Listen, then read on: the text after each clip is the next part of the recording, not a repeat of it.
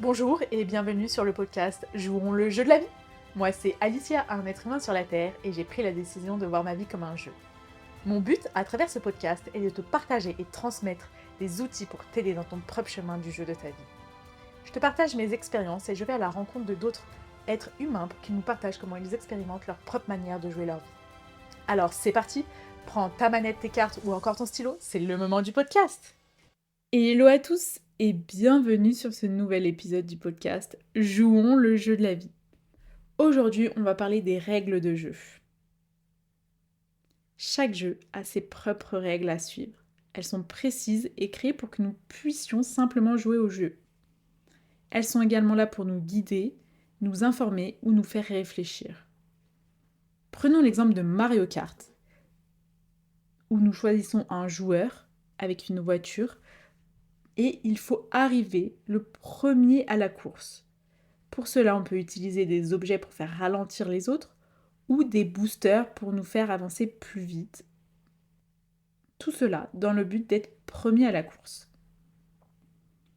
Dans les jeux, les règles sont déjà écrites par le créateur ou par le scénariste. Alors que dans la vie, il y a deux types de règles. Celles qui sont écrites par les autres et celles que nous voulons ou que nous pouvons écrire nous-mêmes pour nous.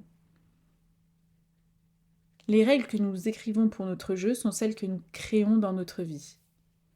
Nous pouvons en instaurer autant que nous voulons, décider qu'une règle qu'on s'était mise est devenue complètement obsolète, la modifier, la remplacer ou la supprimer.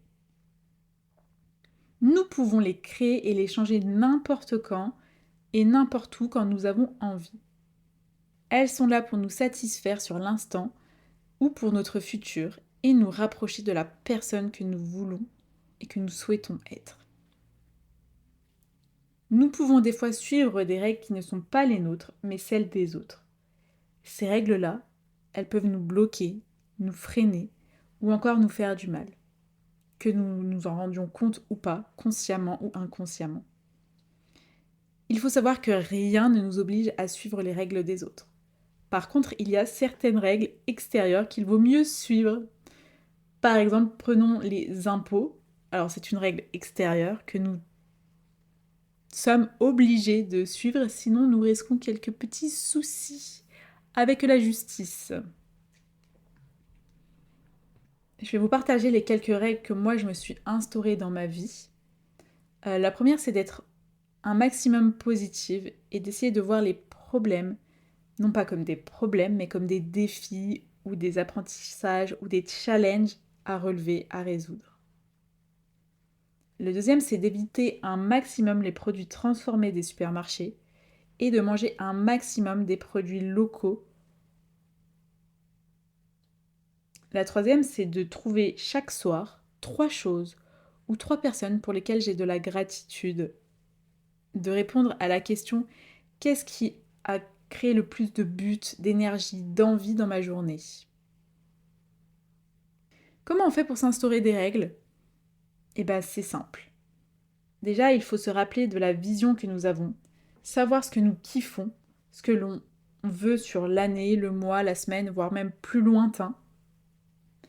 Et on peut mettre en place une ou des routines pour nous rapprocher de nos objectifs, de ce que nous voulons.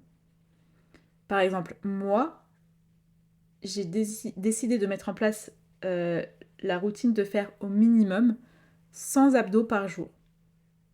Alors c'est une routine que j'avais l'année dernière, que j'avais fait sur plusieurs mois et que j'avais arrêtée parce que j'ai déménagé et autres priorités et que j'ai remis en place là maintenant depuis plusieurs semaines.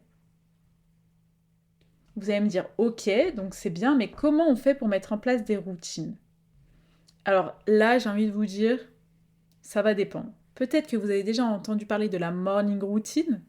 Alors moi, personnellement, j'ai testé et je ne suis pas fan. Donc vous, si c'est bien pour vous, si c'est ce que vous kiffez, fort bien, allez-y. C'est par exemple de commencer sa journée, soit avec une chose qu'on veut absolument faire dans la journée, soit qui nous fait kiffer, soit commencer par la chose que nous ne voulons pas faire, mais que nous faisons quand même, comme ça c'est fait. Après, il y a plusieurs types de de morning routine. On peut aussi décider de se dire, je me dis un temps dans la journée pour faire telle action. Ou alors de décider de le faire en fin de journée. Comme moi par exemple, avec les 3 choses de gratitude où j'ai décidé de le faire le soir. Par contre, pour les abdos, les sans abdos, ça peut être aussi bien le matin, aussi bien le soir ou l'après-midi quand je suis chez moi, un maximum.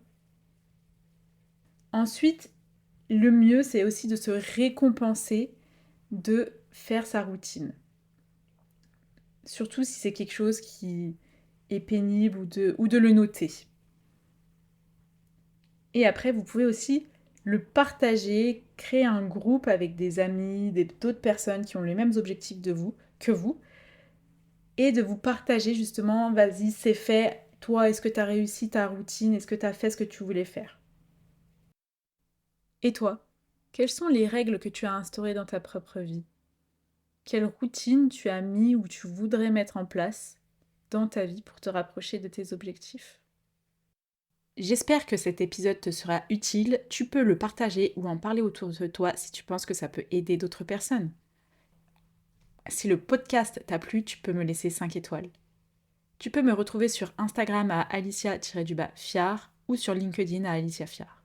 Je vous souhaite une très belle journée ou une très belle soirée et à très vite.